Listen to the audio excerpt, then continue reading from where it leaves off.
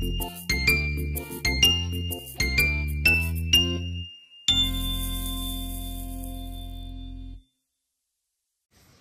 baik, apa kabar? Semoga sehat. Banyak permintaan dari subscriber Nur Iswan Channel untuk membahas Pilkada Jakarta. Ya akhirnya berselang tidak lama setelah survei indikator yang dilakukan pada bulan Juni 2024 dan baru rilis kemarin, ya akhirnya permintaan netizen dan subscriber NIC Channel ini ya harus kita paparkan. Nah, kalau kita melihat survei indikator, ya indikator itu punyanya dipimpin Pak Burhanuddin Muhtadi, maka kata Pak Burhanuddin Muhtadi tidak ada kuda hitam di Pilkada Jakarta.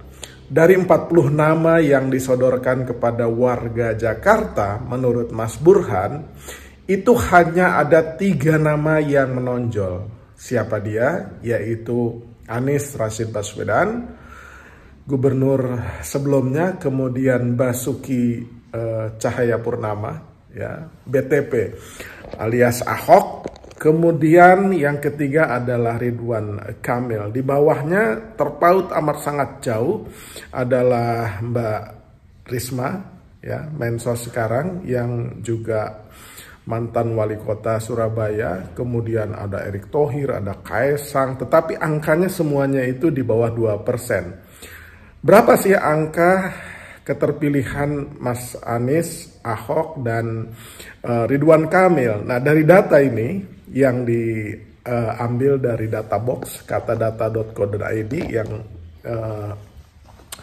merupakan hasil rilis dari survei indikatornya Mas Burhan.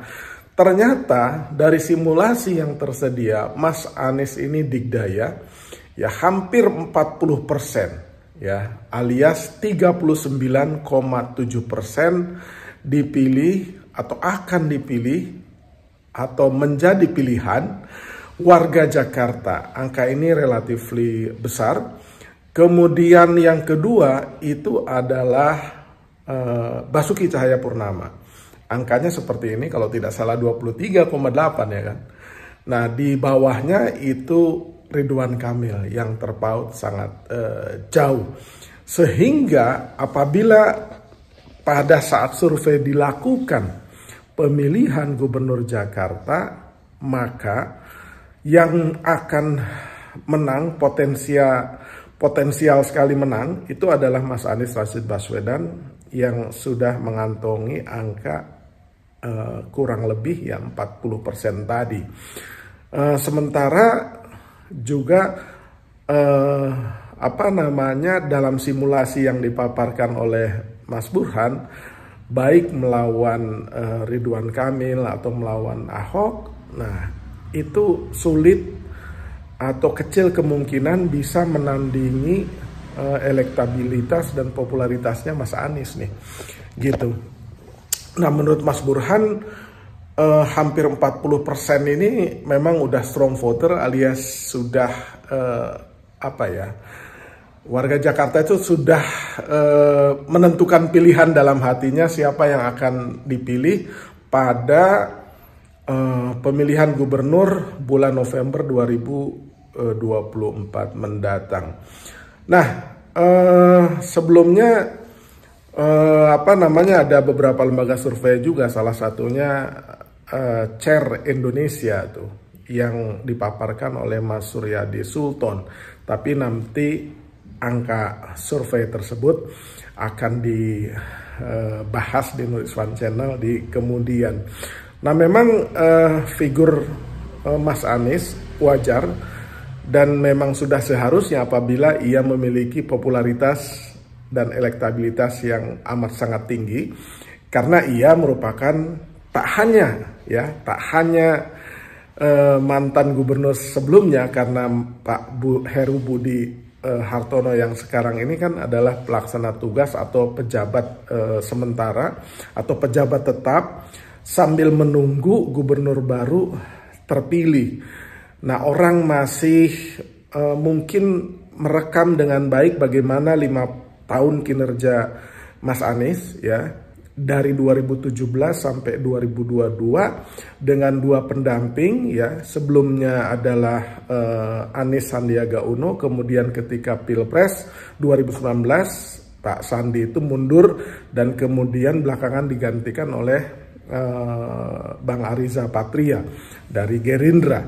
Nah, sebelumnya Sandiaga Uno juga Gerindra, tapi kemudian menjelang 2024 pemilu legislatif dan pilpres, Pak Sandiaga Uno itu pindah ke P3. Nah, kembali ke soal Jakarta, warga Jakarta sepertinya merekam baik begitu banyak prestasi yang ditorehkan oleh Mas Anies Baswedan, dari mulai Jaklingko, ya, integrasi sistem transportasi di Jakarta, dari mulai angkot, kemudian LRT, MRT gitu, kemudian Transjakarta bisnya, dan itu amat sangat bermanfaat buat seluruh warga Jakarta, sehingga kemana-mana mengandalkan transportasi jalan kaki dulu, kemudian baru naik angkot atau naik Transjakarta atau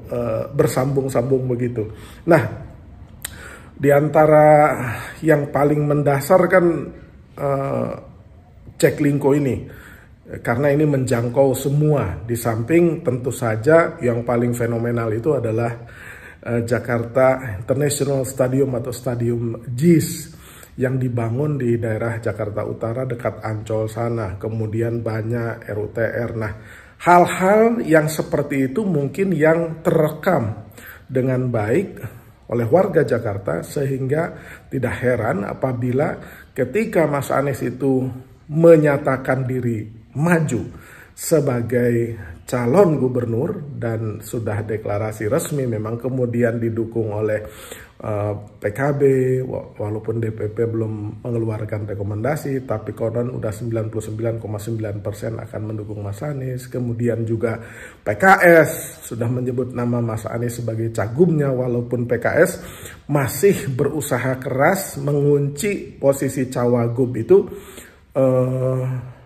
Sohibul Imam. Kemudian Nasdem juga sudah menyatakan resmi, jadi 3 partai yang dulu berkoalisi di Pilpres ini sudah arahnya mendukung. Tetapi ini soal Pilgub Jakarta ya, bukan kelanjutan dari Pilpres, jadi sudah dipisahkan. Kalau Pilpres hasilnya kan kita sudah sama-sama tahu dan kita hormati, bahkan kita doakan supaya Pak Prabowo itu mengemban amanahnya sukses, kemudian Pak Prabowo sehat, bisa menjalankan dan melayani masyarakat Indonesia, tidak hanya koalisinya tapi juga seluruh masyarakat Indonesia. Nah, sekarang itu kan Pilgub yang terpisah dari Pilpres karena Pilpres sudah usai. Nah, arahnya juga menariknya PDIP juga sepertinya karena ia tidak bisa maju sendirian juga sudah mulai membangun komunikasi dengan kubu Mas Anies, dan itu diakui oleh Mbak Puan Maharani sendiri. Nah, kira-kira itu kawan baik fenomena menjelang pemilihan gubernur di Jakarta. Penduduk Jakarta silahkan siap-siap mencoblos di bulan November 2024 mendatang. Terima kasih.